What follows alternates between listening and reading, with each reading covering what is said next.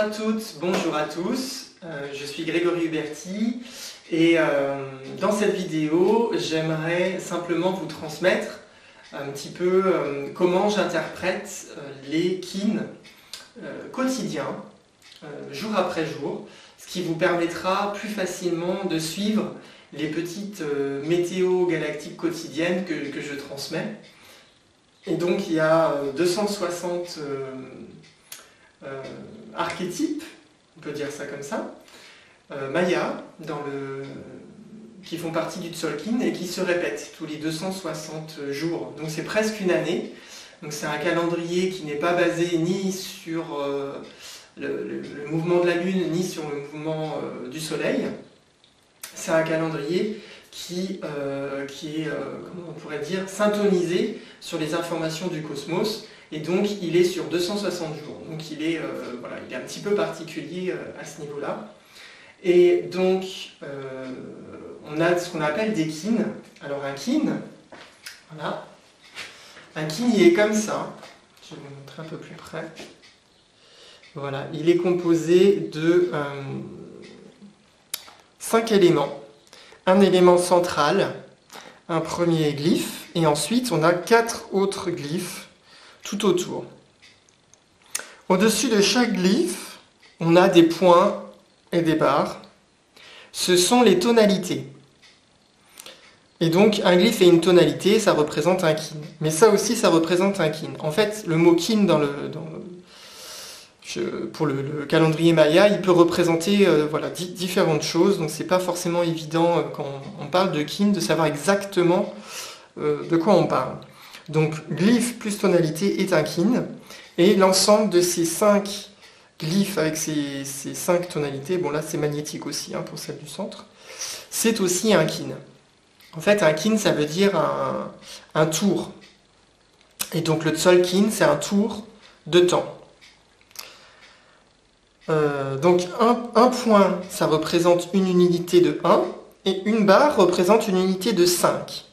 Donc ici, on a donc la tonalité 1, tonalité magnétique, et en bas, on a 2 traits, 3 points, donc 5, 10, 13. Voilà, c'est la façon dont les Mayas comptent.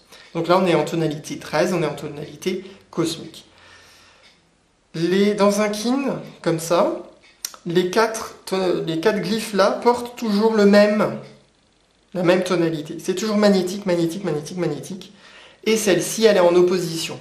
Donc là, elle est en cosmique. Voilà comment se présentent les kin dans le calendrier Maya. Donc il y en a 260 comme ça. C'est la combinaison de 20 glyphes. Donc là, il y en a 4 glyphes. Et des 13 tonalités. Ça fait 260 combinaisons possibles.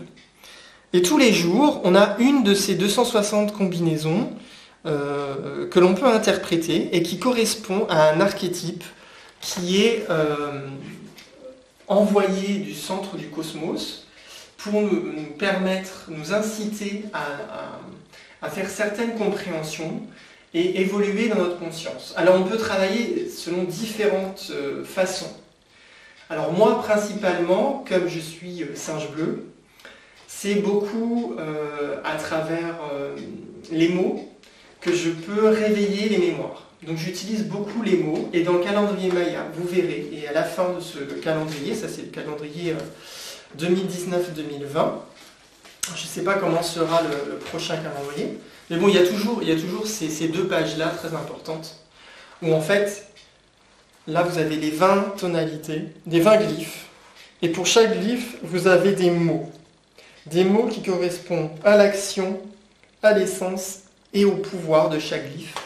Et là c'est pareil, avec les tonalités, vous avez les 13 tonalités ici, et à chacun vous avez le pouvoir, l'action et l'essence. Et ce sont juste des mots, mais ces mots ont un sens, comme tous les mots de notre dictionnaire. Et en fait le calendrier Maya, et les Mayas utilisent la magie des mots, c'est-à-dire la vibration de chaque mot. Chaque mot est relié vibratoirement à quelque chose que l'on peut vivre, à une expérience.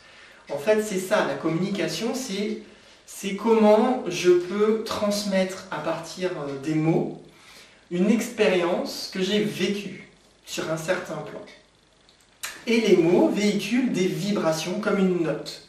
Quand vous dites le mot amour et quand vous dites le mot haine, vous n'êtes pas sur les mêmes notes. Ça n'a pas la même vibration. Si vous vous connectez au mot véritablement amour et au mot véritablement haine, vous n'allez pas vivre intérieurement, en vous, dans votre cœur, la même chose. Et ça, c'est pareil pour tous les mots du dictionnaire.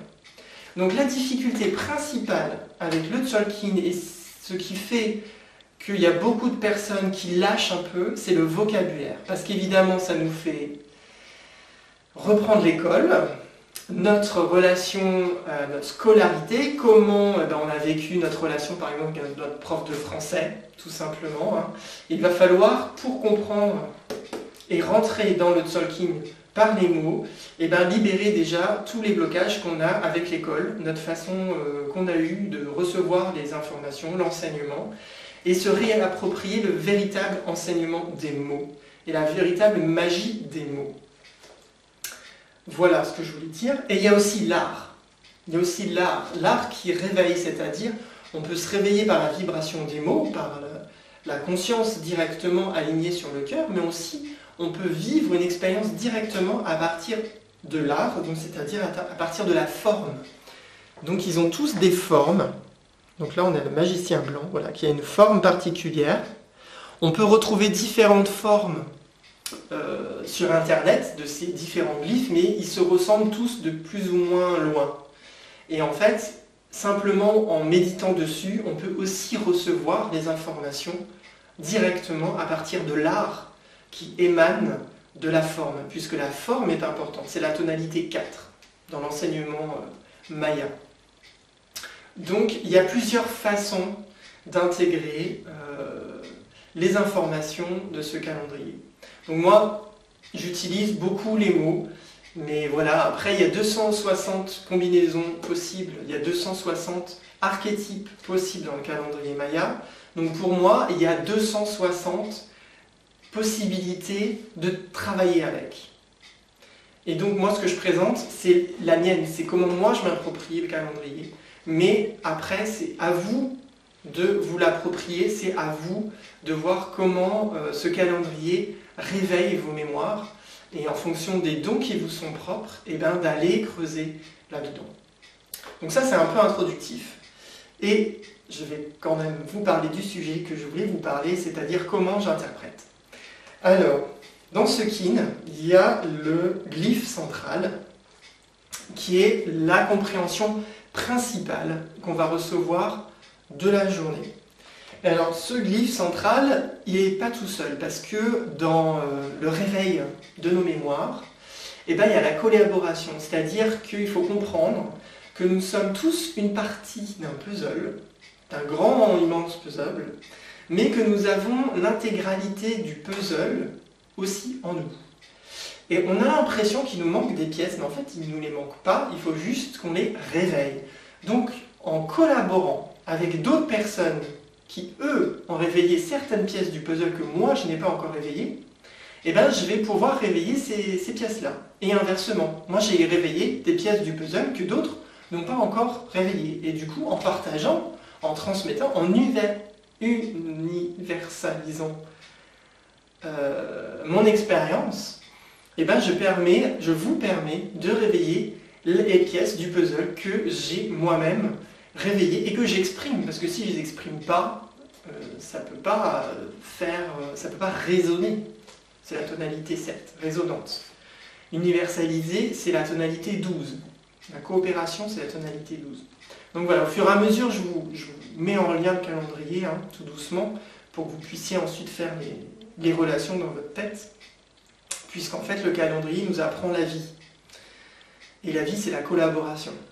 Et d'ailleurs, nous savons que dans les stratégies de survie possibles, parce que là, on arrive peut-être à une extinction peut-être de la race humaine, il y en a qui parlent de ça, les stratégies de survie qui ont fonctionné jusqu'à présent dans le monde animal, c'est la collaboration.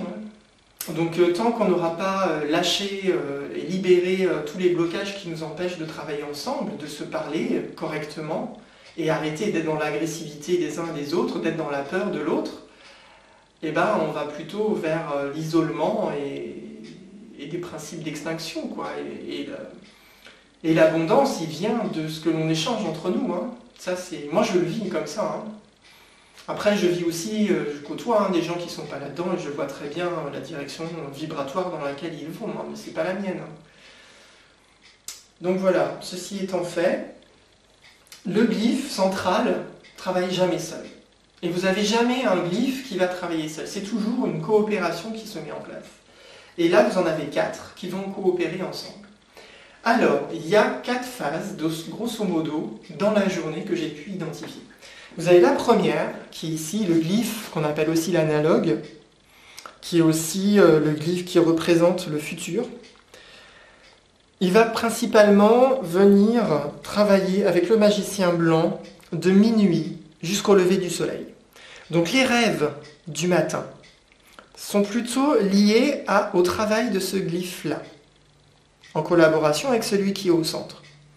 Donc ça, vous verrez, hein, en fonction des rêves, regardez toujours votre rêve si c'est en début de nuit, si c'est en fin de nuit, et voyez ce que ça peut vous réveiller en vous. Ensuite, du lever du soleil à midi, on est dans le guide du jour, qui est aussi le guide céleste. Donc voilà, tout ce qui va se passer va principalement être fait ici avec le glyphe en collaboration avec le glyphe central. Donc là, c'est un peu particulier, c'est magnétique, donc ça c'est le même, hein. Donc là, on a double couche. L'après-midi, on est dans l'antipode du jour, qui est aussi le glyphe du passé. C'est celui qui, principalement, va nous aider à identifier nos blocages. Et lui se manifeste plutôt l'après-midi, de midi jusqu'au coucher du soleil. Voilà. Alors quand je dis midi, c'est heure solaire, hein. C'est pas midi de la montre, hein. Donc vous décalez de 2 heures, vous décalez d'1 heure en fonction de la période de l'année, puisqu'on est toujours en décalage par rapport au soleil.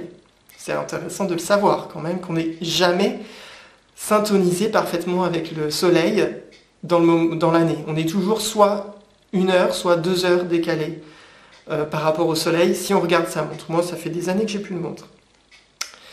Donc voilà, nous sommes dans ce glyphe-là. Et la dernière partie de la nuit, c'est l'occulte du jour qu'on appelle, qui lui se manifeste plutôt à la tombée de la nuit jusqu'à minuit. Donc ce qui se passera plutôt le soir, et les rêves de première partie de nuit seront plutôt à interpréter avec ce glyphe-là. Donc voilà comment j'interprète l'équine quotidien.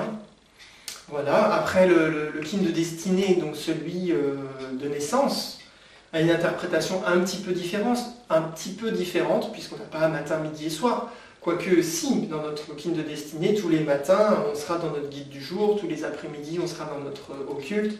La première partie nuit, ce sera dans l'analogue, et la dernière partie de nuit, ce sera dans l'analogue. Et la première partie de nuit, on sera dans notre guide terrestre, voilà, dans l'occulte. Donc voilà, hein, on a aussi ces 2 grands axes, hein, que je peux dire, l'axe ciel-terre, donc le guide céleste, le guide terrestre. Nous, on est notre conscience qui est entre les deux. Et là, on a les glyphes du temps, le passé, nous dans le présent et là, le futur. Donc en fonction de ce qui se passe dans vos journées, vous pouvez voir si c'est une interprétation dans l'échelle du temps que vous avez besoin de faire, ou est-ce que c'est quelque chose que vous avez à nettoyer dans votre axe horizontal, soit l'axe horizontal, soit l'axe vertical. Enfin, ça peut rapidement devenir très compliqué. Moi, je vous donne juste un petit peu ce que j'expérimente, ce que j'ai vécu, et après, vous voyez comment vous pouvez vous-même interpréter, et vous allez peut-être découvrir d'autres choses également. En tout cas, si jamais vous avez un événement qui se passe dans la journée, et que vous n'arrivez pas à l'interpréter, vous pouvez m'en parler, vous pouvez m'envoyer un petit message privé ou pas, hein, ça peut être un message public. Et puis moi, je vais essayer de creuser et je vais, en fonction de mon expérience et de ce que je connais du calendrier, je vais vous aider. Moi, je suis là pour ça, hein, je suis venu pour collaborer, parce que si je vous aide, je m'aide aussi. Hein, donc, surtout n'hésitez pas. Voilà, ça c'était la première vidéo, juste pour un petit peu poser les bases de comment on peut travailler avec ces énergies au quotidien, ou ces informations au quotidien, ou ces vibrations au quotidien. Peu importe le mot que vous utilisez, moi ça va pas me bloquer par rapport à ce mot. C'est une expérience pour moi que l'on reçoit et qu'on décide de vivre ou pas. Sachant qu'on est quand même très très très vivement incité à vivre ce qu'on nous invite à vivre, puisque c'est pour notre bonheur et pour l'harmonie que nous recherchons et que nous voulons pour nos semblables. Merci de m'avoir écouté dans cette petite vidéo. N'hésitez pas à me poser des questions voilà, les questions qui vous viennent sont forcément les bonnes, donc il n'y a pas de questions bêtes ou inutiles, toute question est intéressante. Et je suis impatient de les entendre. Je vous remercie et à bientôt dans la prochaine vidéo.